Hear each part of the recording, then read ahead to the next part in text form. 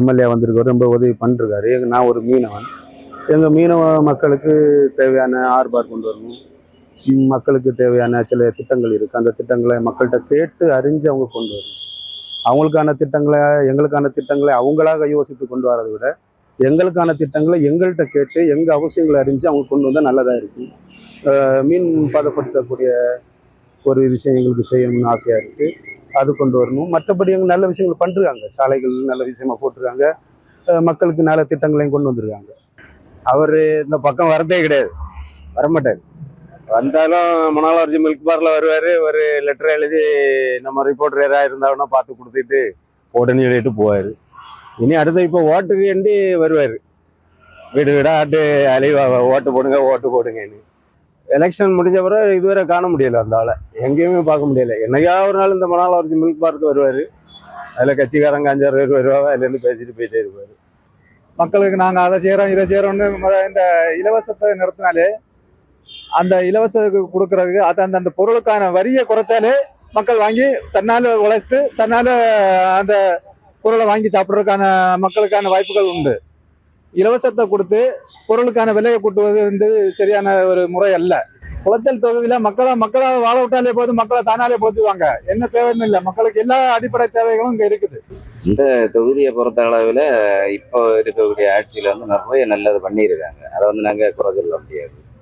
இந்த தொகுதியில் வந்து இப்போ இருக்கக்கூடிய இந்திய கூட்டணி இருந்தால் தான் நல்லா இருக்கும். வேற உள்ள கட்சிகள், மதவாத கட்சிகளுக்கு இங்கே இடம் இல்லை. அவர் வந்து திட்டங்கள் செய்தாலும் கூட தொகுதி பக்கம் வந்து வரதே கிடையாது. 5 வருஷத்துக்கு முன்னாடி 4 வருஷத்துக்கு முன்னாடி வந்தது, இன்னும் அவர் வரவே இல்லை. மக்கள் குறையொன்னும் கேட்க மாட்டார். கன்னியாகுமரி சட்டமன்ற இதில் வந்து தலைவர் சுந்தர சார் வந்து கொஞ்சம் நல்லா பண்ணியிருக்காங்க மக்களுக்கு. அது போக மக்களுக்கு என்னென்ன தேவையாய் நிறைவேற்றதுக்கு வந்து அவங்களால முடிஞ்ச அளவு என்ன பண்ணணுமோ அதெல்லாம் பண்ணியிருக்காங்க. தலைவர் தான் ரொம்ப வருஷமா இருக்காங்க. இந்த தொகுதியில பெருசா எதுவும் அந்த மாதிரி எதுவும் தெரியல. நான் என்ன மாதிரி யங்ஸ்டர்ஸ் எல்லாம் நிறைய பேர் வேலை இல்லாம இருக்காங்க. இங்க ஐடி கம்பெனிஸ் நிறைய வரும்னு சொன்னாங்க. அதுக்கு எந்த ஏற்பாடும் பண்ண மாதிரி தெரியல. இத்தனைக்கும் கன்னியாகுமரி மாவட்டம் ரொம்ப படிப்பறிவு உள்ள மாவட்டம். ஸோ அந்த மாதிரி ஏதாவது கொண்டு வந்தா நல்லா இருக்கும். இது சுற்றுலா டூரிஸ்ட் பிளேஸ் வேற. ஸோ அதெல்லாம் கொஞ்சம் நல்லா டெவலப் பண்ணாங்கன்னா இன்னும் கூட நல்லா இருக்கும். ஒரு சில சுற்றுலா இடங்கள்லாம் இன்னும் அப்படியே தான் இருக்கு, டெவலப் ஆகாம. ஸோ அதெல்லாம் இன்னும் கொஞ்சம் நல்லா மேம்படுத்தினா இதை விட நல்லா இருக்கும். கன்னியாகுமரி மாவட்டம் மற்ற மாவட்டத்தை பார்க்கும்போது ஓரளவு மாற்றம் நல்லா தான் இருக்கு. இப்போ முரசொலி மரம் காலத்துல நாங்குநேரில் ஒரு ப்ராஜெக்ட் போட்டாங்க, எத்தனையோ வருஷம் ஆகுது. அதுல ஏதாவது ஒரு இண்டஸ்ட்ரி வந்திருந்தா கன்னியாகுமரி மாவட்ட மக்களுக்கு கொஞ்சம் வேலை கிடைச்சிருக்கும். அதுக்கு யாருமே முயற்சி பண்ணல.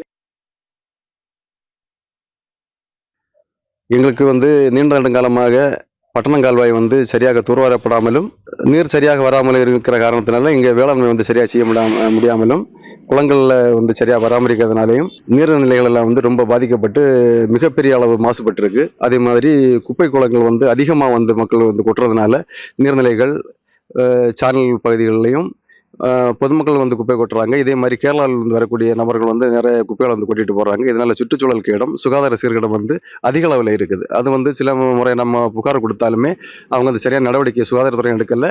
அதை பற்றி இவர் ராஜேஷ்குமார் அமர்ல வந்து எந்த விதமான ஒரு நடவடிக்கை எடுக்கவோ கண்டிடவோ அவர் இல்லை.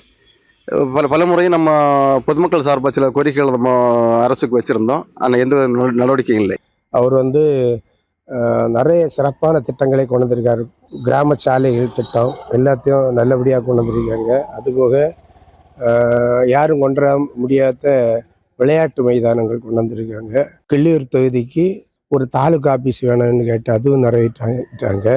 தாலுகா 2ஆக பிரித்து தாலுகா ஆஃபீஸ் எடுத்துட்டாங்க. அடுத்தது நீதிமன்றத்துக்கும் ஆணை பிறப்பிச்சாச்சு, இனி வேலையில் நடக்கணும்.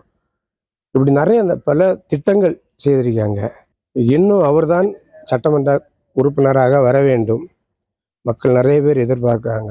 இங்கே ஏகப்பட்ட பிரச்சனை இருக்கு. நமக்கு முக்கியமாக இவங்க 2016 வாக்குறுதியாக தந்தாங்க எடப்பாடு வள்ள விளைச்சாலை. அது 2016 வாக்குறுதியிலையும் இருக்குது, 2021 இருக்குது, இப்போ வரக்கூடிய 26 இருக்கும். ஏன்னா அது நிறைவேற்றவே மாட்டேன்றாங்க. அது ஒரு முக்கியமான பிரச்சனையாக இருக்குது. மீனவர்களுடைய வாழ்வாதாரத்தை கண்டிப்பாக அது இந்த அளவுக்கு பாதிக்கும்னு யாருக்குமே நினைக்கல. 2016 அந்த பிரச்சனை இருக்குது. அதே போல் அவசர காலங்களில் கடல் மீட்பு ஆம்புலன்ஸ் சொல்லி ஒன்று கொண்டு வரேன்னு சொன்னாங்க. அதுவும் இன்னை வரைக்கும் நிறைவேற்றப்படலை. மேம்படுத்தப்பட்ட ஆரம்ப சுகாதார நிலையத்தை மறுபடியும் மேம்படுத்தப்பட்ட ஆரம்ப சுகாதார நிலையமாக ஆக்க வேண்டி கோரிக்கை வச்சிருக்காரு. இது என்ன எம்எல்ஏன்னு தெரியல. அவர் இங்கே கிள்ளியூர் தொகுதியில் தான் இருக்காரா இல்லை வேற ஏதாவது தொகுதியில் இருக்காரான்னு சந்தேகமாக இருக்கு. கிள்ளியூர் தொகுதியை பொறுத்தவரை இப்போ இங்கே சிட்டிங் எம்எல்ஏ வந்து பெஸ்ட்டுன்னா மக்களுக்கு என்ன அடிப்படை தேவையோ அதெல்லாம் நிறைவேற்றிட்டு இருக்காரு. மேற்கொண்டு அவரால் என்னெல்லாம் முடியுமோ அதெல்லாம் நல்லா பண்ணியாரு. ஆர்பரு அது நல்லா எவ்வளவு தூரம் நல்லா பண்ண முடியுமோ நல்லா பண்ணிட்டு இருக்காரு. அவர் தான் இன்னும் வருவார்.